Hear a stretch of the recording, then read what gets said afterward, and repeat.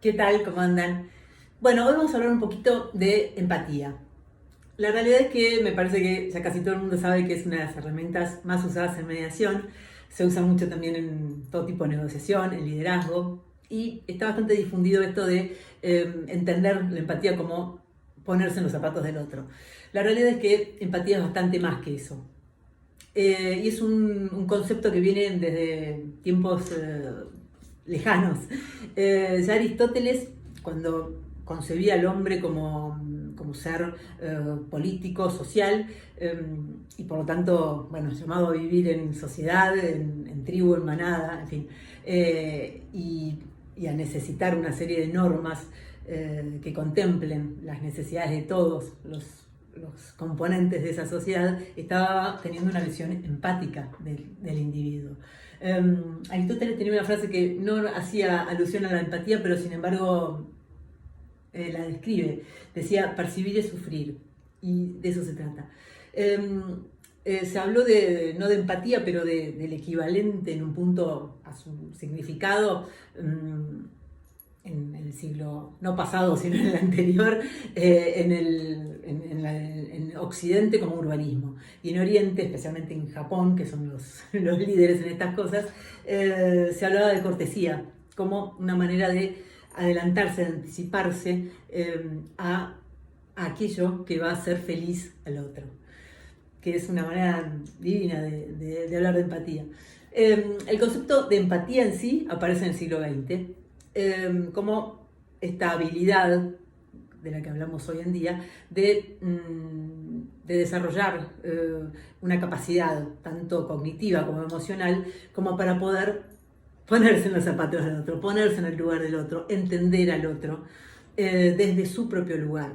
Es decir, este ejercicio que no es un don, no es que uno nace empático o no, y que no tiene que ver con la compasión ni con el altruismo, tampoco tiene que ver con, aunque a veces se lo confunde, pero no tiene que ver con la simpatía ni con el carisma. Es un ejercicio, es todo un aprendizaje, es todo un desarrollo de una habilidad que hoy en día está considerada dentro de las más importantes, la inteligencia emocional. Tiene que ver con tratar de desprenderse de uno mismo, en realidad, para poder abrirse a la realidad del otro de la manera más abierta posible, en el sentido de hacerlo sin emitir juicios, ni prejuzgamientos, ni estar atado a estereotipos, sino viendo al otro como individualidad, con sus propias características, con su propia historia, con su propia percepción, con sus propias experiencias, con su propia visión de la vida en función de lo que esa otra persona es. Cosa que, bueno, no es poca cosa. La realidad es que siempre se habla de una serie de maneras de llevar a cabo este ejercicio de despliegue de la empatía, y siempre se habla de la escucha activa, lo cual está relacionado con escuchar sin pensar en qué es lo que uno va a responder, en hacer preguntas abiertas para que el otro hable, en tener una postura corporal de apertura, en después usar herramientas como el parafraseo para ver si uno entendió, y que eso también permita que uno resuma lo que el otro dijo. Bueno, en mediación, como trabajamos con empatía, obviamente somos empáticos de igual manera con las dos partes, nos guste más o menos alguna otra, porque ser empático no quiere decir que a uno no le pasen cosas internamente. El tema es que uno pueda hacer este ejercicio. Y en mediación también se intenta favorecer la empatía entre las dos partes. Esto se los cuento por si están cerca de algún conflicto y quieren, ahora que no hay mediación, porque la que tenemos casi que no se usa mucho, si quieren jugar a ser mediadores. Bueno, lo que les decía es, la idea de la empatía es generar confianza en el otro, para que el otro pueda mostrarse tal como es y pueda hablar abiertamente desde su propio lugar.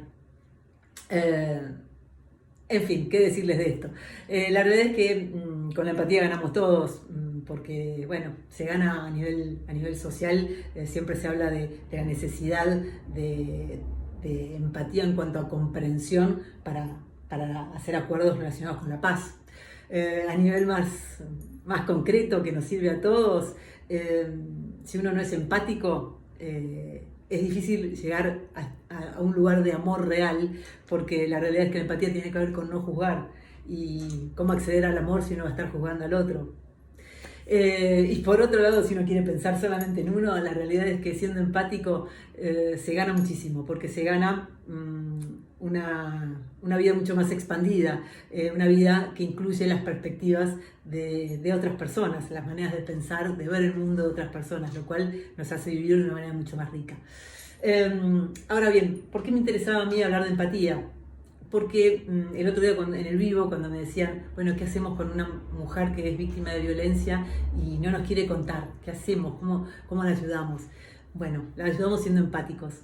La realidad es que muchas veces uno no puede hacer nada por otra persona que está en problemas, más que generar un vínculo de escucha activa, de hacerle sentir que uno lo está escuchando y no lo va a juzgar, y que puede contar con uno porque uno está generando un ámbito de confianza que antes o después va a hacer que esa persona se pueda abrir y por lo tanto ahí la vamos a poder ayudar. Es decir, para las cuestiones de violencia están acá en el top 10 de maneras de ayudar desde la vida diaria. Pero la realidad es que es súper importante en la vida diaria, en nuestra manera de desarrollarnos, en familia, por lo menos en los edificios, en todo, en lo que sea, especialmente en momentos como estos, en los que estamos primero mucho más en contacto con nuestro círculo íntimo permanentemente, y por otro lado en los que estamos todos un poco más complicados, pero en la medida en que uno desarrolla la empatía, también uno sale de su propia problemática, porque puede abrirse a la problemática del otro. Entonces, queriendo, ayudar a otro, uno se ayuda a uno. Y por otro lado, una vez que hay conflictos, que esto ya lo dije en algún otro video cuando hablaba de cómo gestionar conflictos, la realidad es que la empatía también es quizá la primera herramienta para echar mano a la hora de poder entenderse con otros con los cuales uno está en conflicto. Y después, desde ya, como visión social, es una herramienta a la que me parece que hoy en día, más que nunca, tenemos que recurrir, porque es la única manera de poder entender qué le pasa a cada una de las personas que están en una situación más desventajosa, o a la niñez de la que hablamos siempre como una cosa lejana, esta niñez vulnerada, en fin. Bueno, si no somos empáticos no lo podemos registrar ningún tipo de minoría si no somos empáticos, ni las personas que tienen algún tipo de capacidad diferente, ni las que están en una situación simplemente distinta a la que estamos nosotros.